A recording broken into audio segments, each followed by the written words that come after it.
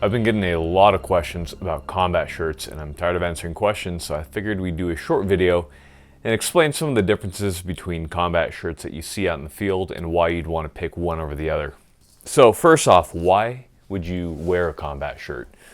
One, if you're going to be cosplaying your favorite SEAL, that's a good idea to wear a combat shirt because you got to look the part.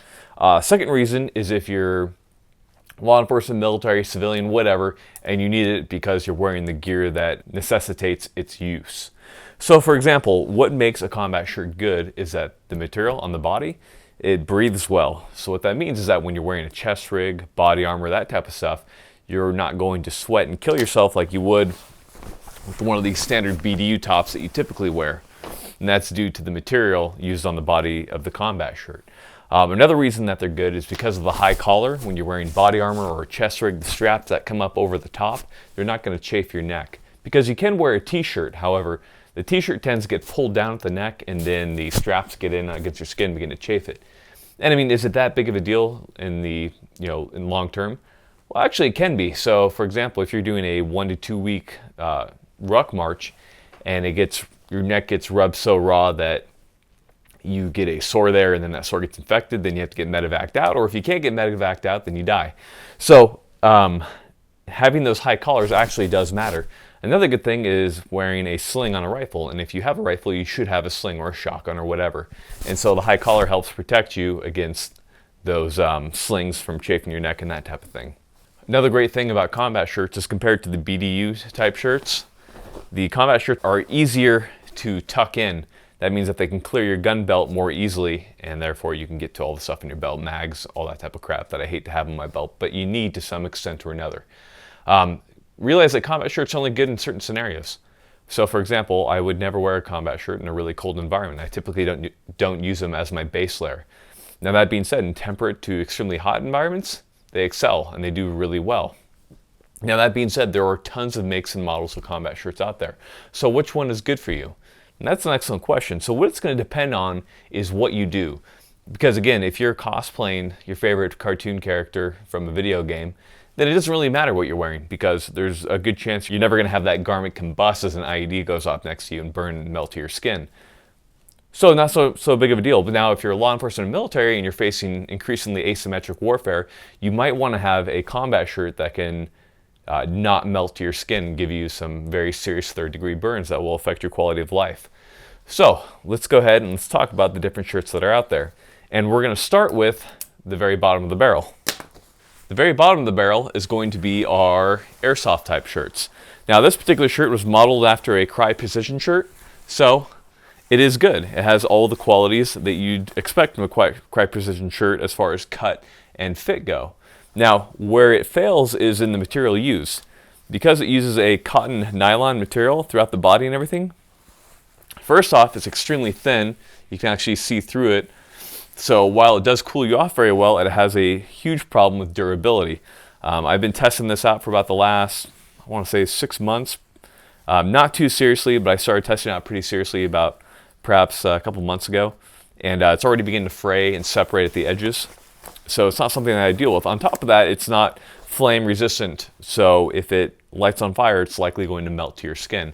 That's a no-go. Now there are certain nylon type materials that don't readily melt and drip to your skin. Some of our higher quality manufacturers use them. But in the case of our airsoft shirts, they don't use them. So hence I'm not a huge fan of them. Now again, if you're just cosplaying, no big deal, do whatever you want.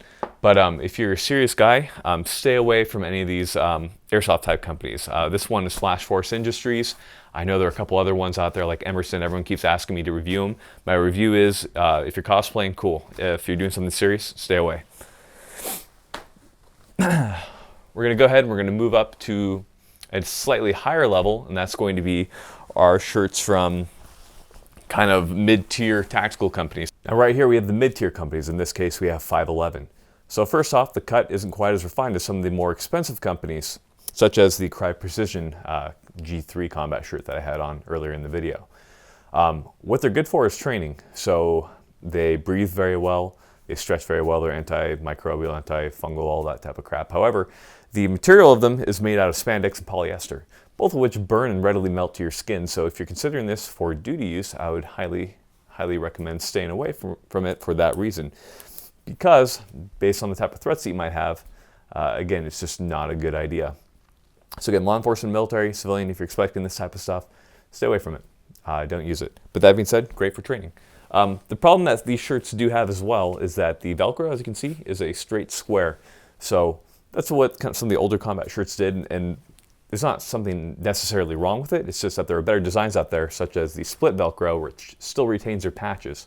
Because when you have the full square, it tends to push out on the sleeve. It makes it a little bit more wider than it needs to be compared to some of the more modern combat shirts out there. So this is a 511 Tactical. I can't tell you the exact name of it because I never use it. But it was issued to me. Does breathe well, works for training. Otherwise, duty use, stay away. All right, this is the first combat shirt that I would consider for serious use, and it's probably one of my favorite combat shirts, and this is the Patagonia Next to Skin combat shirt. I think it's a level 9 if I'm not mistaken. So what makes it good is that they use materials that are specifically designed not to melt to your skin when they ignite, or they are flame retardant to some extent or another where they don't ignite at all. So in the case of Patagonia, they've used a certain nylon in the sleeves combined with cotton. Although cotton does burn, the nylon does not readily melt or drip. So it makes it much more resistant. Now, is it a completely flame retardant shirt? I mean, should you wear this as a firefighter? No. But is it going to help resist a lot of those asymmetric threats that you can possibly deal with? Absolutely. The specific material used on the body of the shirt is Motacrylic, and it's a very flame resistant material. Now, both Patagonia and the Crye Precision shirt both use it to great effect, and it works very well.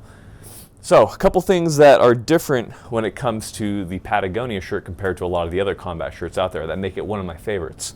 First off, the Velcro itself is multicam, so it helps blend in to your combat shirt more, less things to stick out. It is very minimalistic, and it's a very soft Velcro, so even though it is a straight square, like I was talking about earlier, it does tend to conform to the arm and not stick out quite as much, so I think it's a pretty good compromise. Now, there isn't a whole lot of Velcro space, so if you're a hardcore cosplaying operator and you want huge commando patches because you think you're MARSOC or whatever, it's not going to fit. But I mean, otherwise, for your basic flag and identification patches, it's going to work very well. Compared to a lot of other combat shirts out there, it also has kind of a nicer color. Now, some of the newer Patagonia shirts are straight multicam on the body of the material as well, which is great as far as concealment and camouflage goes. So, kind of figure out if that works for you. One thing I really like about the Patagucci combat shirts is the collars right here. The collars are really short, and for some people that might not work. However, I find that they're just high enough to protect my neck against straps and slings and that type of thing, but not so much where they get in the way when I'm riding in a helicopter. Sometimes with those larger flaps on the collar, they'll be flipping up and hitting you in the face as you're riding because of all the wind draft. So I like the shorter ones, and they work a lot better for me. But again, it depends on what you do, what you use, and that type of thing, and what's just going to work for you. So if you can, try them out to figure out what's going to work for you. But the Patagonia is probably one of my favorites. Right here we have the industry standard when it comes to combat shirts, and this is the Crye Precision G3. Now, how does the G3 differ from all the ones that we've shown? Oh, it differs in superior cut and quality and materials used. It's very similar to the Patagonia. When it comes between Crye and Patagonia, I feel that you should choose one that kind of suits your fancy, because the main difference that you're going to see between Crye and Patagonia is primarily going to be on the sleeves as far as the Velcro used and on the collars. So, on the sleeves of the Crye Precision, it has 2 strips of Velcro that helps it conform more to your arm. I'm a huge fan of that. Now, that being said, I think Patagonia had a really good solution as well. Not that big of a deal to me. When it comes to the collars on the Crye are a little bit larger. So why is this good? Well, if you have to zip it up all the way, then it's going to come up higher in your neck. Depending on what you're doing, that might be something that you need. For me personally, when I'm mostly in temperate and warmer environments, when I'm using my combat shirts, especially with what I do, I prefer the shorter collars of the Patagonia. But that being said, Crye Precision is an extremely nice combat shirt and has served in a huge number of capacities, and you'll be well served by using it. When it comes to the Crye Precision shirt, it uses a lot of the same materials. It uses a slightly different composition of cotton and nylon, but at the same time it is flame resistant and flame retardant, so it helps it not melt to your skin. On the body, it uses Motacrylic, again, a flame retardant material, very similar to the one used by Patagonia. So again, you have a shirt that's not going to melt to your skin, which is good. Now at the same time, this isn't completely flame retardant. It's still going to burn and all that type of stuff, similar to all the ones I've shown so far. But depending on the type of threats that you're facing, this might work for you, it might not. All right, with this last combat shirt that I'm going to show you, we're breaking into almost firefighter kind of territory. Because this shirt is the First Spear Asset, and this is designed to specifically be flame retardant and flame resistant to a fault. The sleeves of the First Spear Asset shirt are made from a Kevlar-based material that won't melt to your skin and won't light on fire. The body is made from a Polartec flame-resistant material, so again, when you combine that whole package together, you get something that's very flame retardant. Now, the problem with the First Spear shirt is that it is a little hot. They do include mesh vents to help you stay a little bit cooler, but you're going to be a little bit hotter compared to a lot of the other combat shirts I've shown. Further, because of the materials used, they couldn't do a camouflage pattern on it, so you have a straight color.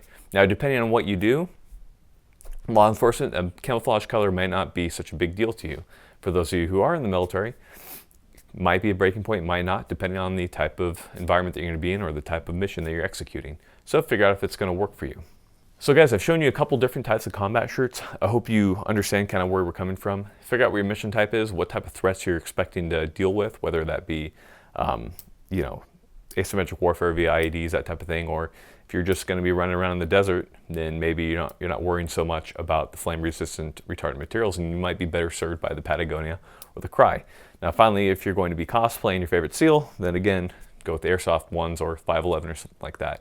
No matter what, I think at the very least, if you're in some type of duty position, you should have some type of material that at least promises that it won't melt to your skin to ensure that, should the worst come to pass, that your quality of life after will not be so much affected.